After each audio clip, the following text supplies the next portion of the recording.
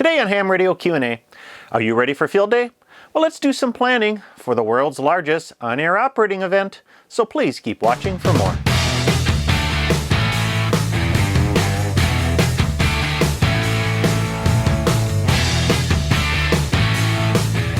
Hi, I'm Michael, KB9VBR, your host for Ham Radio Q&A. I'm on a mission to inspire and educate the amateur radio community, so if this is your first time watching, please consider hitting that subscribe button. When I say Field Day is the world's largest on-air operating activity, no, that's not hyperbole. According to the ARRl, there were over 3,100 entries with well over 36,000 individuals generating more than 1.1 million QSOs. And this is at the bottom of the solar cycle. So on the fourth full weekend of June, there's going to be a ton of activity on the bands, even if conditions are terrible. But this year, things are going to be slightly different. The pandemic is still upon us, and many clubs are reevaluating their field day plans and are opting for a more decentralized operations. Hams will be operating from home or individually from remote locations, and you probably won't see the monster setups like that 30 Alpha station out on the East Coast that always dominates the field day scores. Is this a good thing? Well, gonna yes and no. You know, I really enjoy field day. In fact, it's my all-time favorite operating activity, and it's what cemented the amateur radio bug in me ever since. I spent my first weekend at the club's field day site back 20 years ago. I enjoyed the setup and the activation and of course the camaraderie that came with it. So moving away from that model, you know, is going to be difficult. But since our club's plans have been canceled, I'm also looking forward to a more personal and back-to-basics style of field day operation. Field day is not so much a contest as it is an emergency preparedness exercise. Now, I know many treat it as a contest, but really it's more about readiness and resilience. And in the event of a communications emergency, would you be more likely to set up a station with everything in the kitchen sink? Or grab a portable kit, battery, and a simple wire antenna? So for field day this year, I'm doing a remote activation in a primitive spot with no electricity. Everything will be packed in and packed out, and once I'm there, you know, there's not going to be any quick trips home or to the store to pick up something left behind. So, you know, it's going to be plan ahead and make do without. Now, with any plan, you need to have a goal in mind, and your goals will drive the planning process. Now, my goal is to go remote as lightly as possible, work the HF bands, primarily 20, 40, and 80 meters, and offer Parks on the Air credit for my contacts. So with that said, now here are the steps I'm kind of working through to make this year's field days a success for me. First off is location. In business, you know, it's all about location, location, location. And it's the same for field day. When we planned our large group deployments, you know, we would look for spots with enough space to set everything up that was open to the public so we could, put on a nice show. But on the personal level, you could get by with a picnic table or an unused park shelter. You know, maybe if you don't want to stray far from home, you can set up in your backyard. Pick a location that works for you and your goals. I chose to go remote this year and reserved 2 camping spots for myself and my family in the Flambeau River State Forest. Located in northwestern Wisconsin, this forest is 90,000 acres in size, and the small campground is located on a lake that also offers plenty of fishing. You know, since I mentioned my family, I wanted a location that would keep the rest of the people in my group entertained with hiking, exploring, fishing, and other stuff. Camping, you know, that just opened up in Wisconsin State Parks earlier this month, so I did an exhaustive search to find a campground that is small and quiet and would also offer Parks on the Air credit. And to my surprise, the Flambeau River State Forest has yet to be activated, so it was a natural bonus to operating from there. Next is the equipment. And, you know, I'm going to split that up into the radio equipment and personal equipment. Of course, on the personal equipment, you know, I'm no stranger to camping in primitive spots, and our base operations will be the TC teardrop trailer with a couple of tents for my adult kids. So, you know, even though it's rustic spot, you know, we're not going to be suffering out there. And like I said, I mentioned, you know, pack in and pack out, but the trailer's small, and, you know, we can kind of fit into a lot of spots that, you know, larger equipment won't. So even though it's, you know, like I said, you know, I'm going lightweight, we still have some conveniences to make, you know, the camping an enjoyable experience. For radio equipment, I'm going to be using my tried and true portable operation kit that consists of a Yaesu FT891 HF transceiver. And now I'm going to make an upgrade for field day this year. For a long time, I've used this MFJ, manual antenna tuner, the 945C, and it's a great tuner. I love this. I've had this for many years, and it's worked quite well for me. But I'm moving along to the LDG Z11 Pro 2, and I got that tuner kind of setting up here next to my my larger LDG tuner I use for my home station. You know what? It's adding an auto tuner and electronics to the kit, is going to add another level of complexity.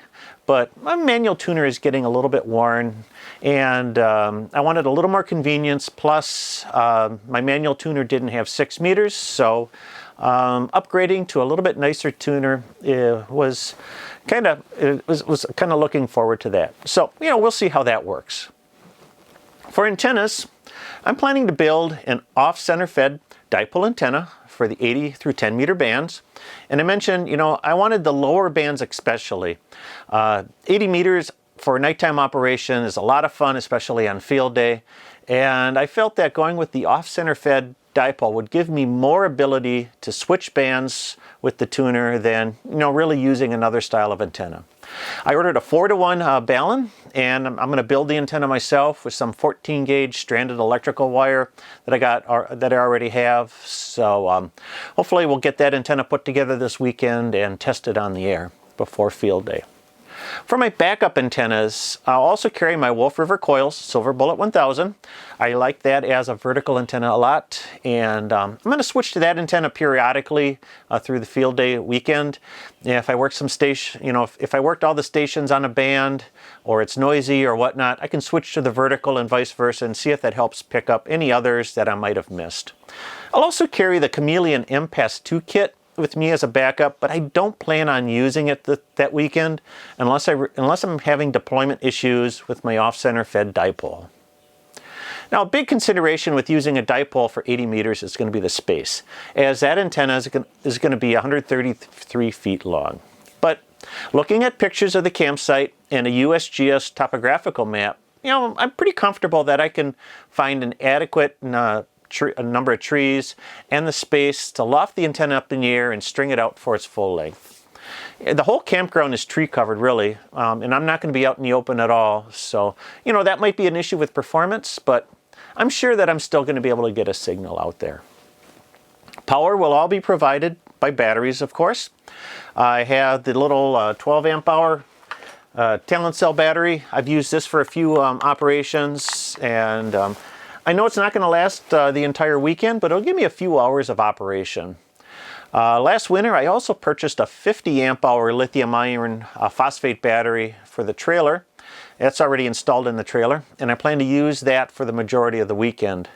Combined with a 100-watt portable solar panel that I should have plenty of juice for the entire event. Our camping needs for power are going to be pretty light, so I'm not really concerned about running out of battery power. Now, the only thing that really concerns me is the logging computer. Normally, I would use paper for a field activation, but once you get beyond about 50 contacts, paper becomes really cumbersome. And I'm planning on using my small Windows 10 computer. It's not very big at all. And I'll run the N3 JFP field day logging program on this. I think I can get about 7 or 8 hours out of a battery. So I'm going to have to come up with a solution to charge that back up midpoint so I can keep my computer running all weekend. And finally, the big reason I'm talking about all this now is that I'm taking an inventory of all of my portable equipment, and I noticed that I needed to replace some consumable items. For example, I found out that I robbed a bunch of barrel connectors out of the kit for other projects, so I got to get more of those. And I need more coax, so I ordered more 25-foot lengths of RG8X that I can string together, and I replaced a few other missing items that were stolen out of the kit. I also need to get more rope. The last time I put up my Impasse 2 in the wire configuration, I found out that I really should carry about twice as much rope as I think I need. So I've added longer pieces and more pieces of rope to the kit. Now all this talk about going portable leads me to one thing, and that is to test run your kit. And if you haven't done a portable operation before, it's good to check things out before heading into the wild. And the perfect opportunity to do that is coming up this weekend. June 12th through 14th, 2020 is the 100 watts on a wire spring tune-up. Now this event starts this Friday at 0000 hours UTC and runs through Sunday until 23:59 UTC. I'm going to be running with Christian of 100 watts on a wire fame as part of Team K0STH. So I'd love to catch you on the air this weekend. It should be a perfect weekend to warm up for field day. In fact, Joe and I are going to be heading out to a local park and set up and test our equipment, so we're ready for field day. I'll see how the off-center fed dipole works and can make some adjustments there before I use it field day weekend. Did I also mention that there's prizes?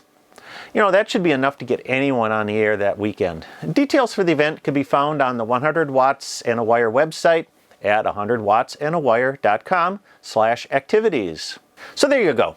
Do you have any questions or tips for planning for field day? What are your plans for this year's ARRl Field Day? You know, please leave them in the comments below. I love to hear what you've got in store, and give me any tips for anything that I might have missed. So feel free to share your advice. I'll follow up on the conversation and even pull out a few for my next Your Questions Answered video. But for more articles and information, be sure to check out my blog at www.jpole-antenna.com. Your support of this channel drives the production of future videos, so if you like this video, give me that big thumbs up. Check out some of the other videos that I recommended alongside here, and don't forget to hit that subscribe button. You know, pressing subscribe is the best way to be notified when a new video is released. Well, that's it for this time. I'm Michael, KB9VBR. Have a great day and 73.